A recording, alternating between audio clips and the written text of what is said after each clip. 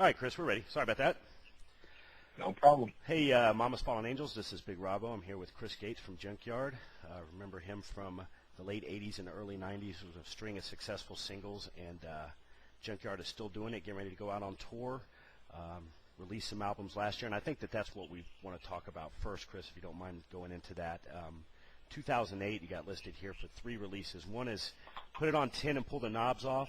That was kind of I think a lot of unreleased stuff, and then Joker and Triple X. Can you talk to our listeners a little bit about that, Chris?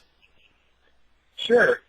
Yeah, last year was kind of our year of officially getting organized. The Put It on 10 and Pull the Knobs Off is basically all of the demos that we did that got us signed to Geffen. Mm-hmm.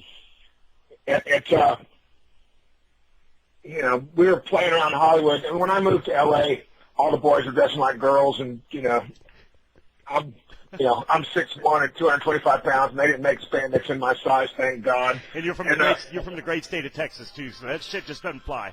Right. Yeah. So I wasn't sure, what it was going to take to get noticed, and we had been playing around for about 6 or 7 months, and we did a show opening for Jane's Addiction during the period of time when everybody was trying to sign Jane's Addiction. Mm-hmm. And Geffen and a couple of other labels saw us and were interested, but we had no demos at all. So Geffen said, well, we'll give you money to make demos. And so we did, and spent several months writing and recording, and that's what the content of Put It on 10 and Pull the Knobs Off is. And then Triple X and Joker, I'm guessing it was about 92, we had finished touring for our second record, 6 and 7 and 9s, and we came back and we started writing the third record and recording it and working with some real talented engineers who went on to do Beck Records and stuff like that. And while we were in the process of writing and demoing all these songs, Nevermind came out. And that was sort of the end of that. Guns N' Roses became irrelevant overnight. We didn't stand a chance.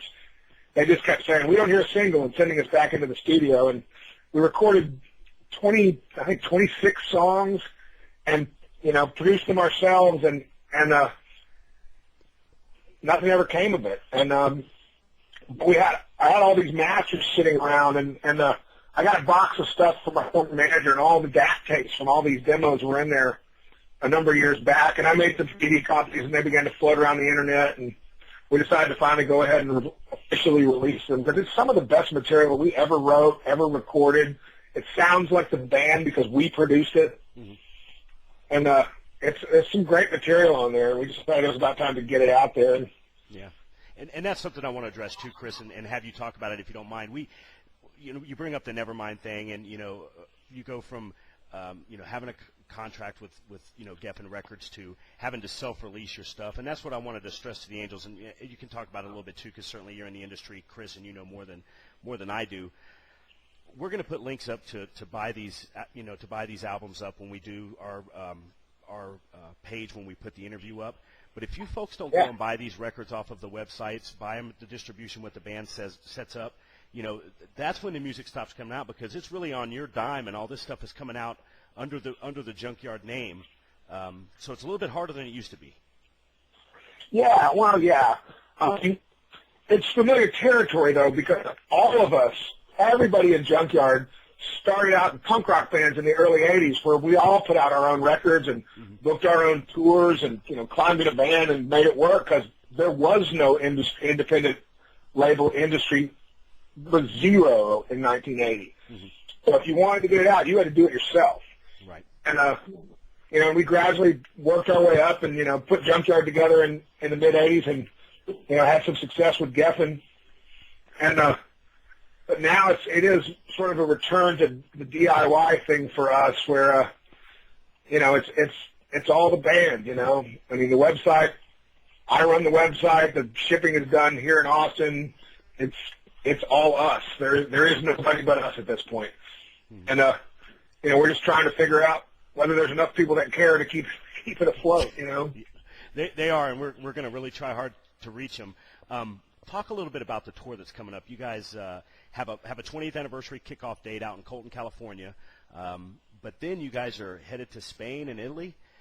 Have you guys been over there before, Chris, or is the European tour going to be something new, or? Some of both. We over the last few years, there's been a lot of renewed interest, I think, in our kind of music and in the band, and we made a trip to Japan a few years back, and we went over and did a big festival in Spain. We never did Europe. We did England back in the day, but we never did Europe proper, and so we went over and did this festival in Spain, and that went gangbusters. And last summer, we went over and did 2 or 3 weeks just in Spain, and that was an amazing trip. And so this time we're going out. We're starting out with about 5 or 6 dates in Spain, and then heading out to Italy and France and Germany and Denmark, and I don't even know where else. So a lot of it's new territory for us, and we get a lot of emails through the website from all over Europe, and we're looking forward to it. I think it's going to be a ball. Yeah, the festival is something I think that talking to some other people, Chris, the festival setup is something that I think is a real boost for our type of music for sure. You got the Rocklahomas, the Rock Gone Wild thing didn't happen. We were really upset about that. But, when you get like the Rocklahoma and the South Texas Rock Fest, things like that, that's really going to help our bands out a lot, I think.